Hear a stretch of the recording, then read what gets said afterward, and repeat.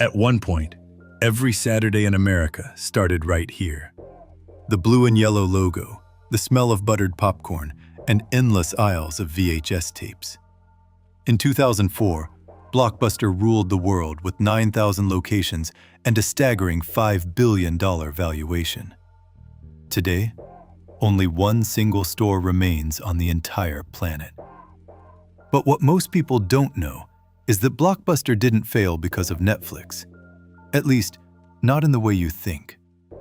The real truth lies behind one $50 million mistake and a fundamental shift in how we spend our time.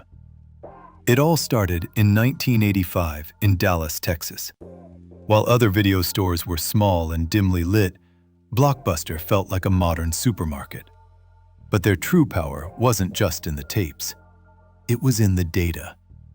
They used advanced algorithms to know exactly which movies would be hits in specific neighborhoods.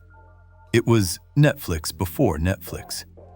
However, that very system created their greatest enemy, the infamous late fees. Late fees accounted for a massive 16% of the company's total revenue. This meant Blockbuster was making hundreds of millions of dollars simply because their customers were forgetful. But could that very greed have opened the door for their total destruction? Reportedly, it was a single $40 late fee that inspired the founder of Netflix to start his own company in the first place. The year is 2000. Blockbuster is at its peak. At the time, Netflix was just a small startup mailing DVDs and losing money.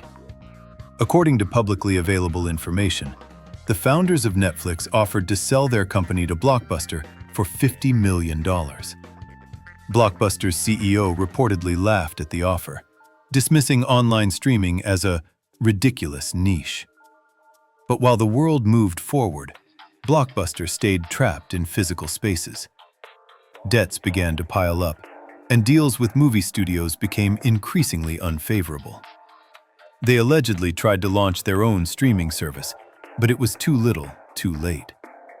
The question remains, could Blockbuster have survived if they had recognized the digital revolution sooner? Or was their fate sealed the moment they prioritized penalties over customer satisfaction? Interestingly, Blockbuster hasn't technically vanished. The brand lives on through nostalgic collections and that one final store in Bend, Oregon, which has become a global tourist attraction. It teaches us a vital business lesson.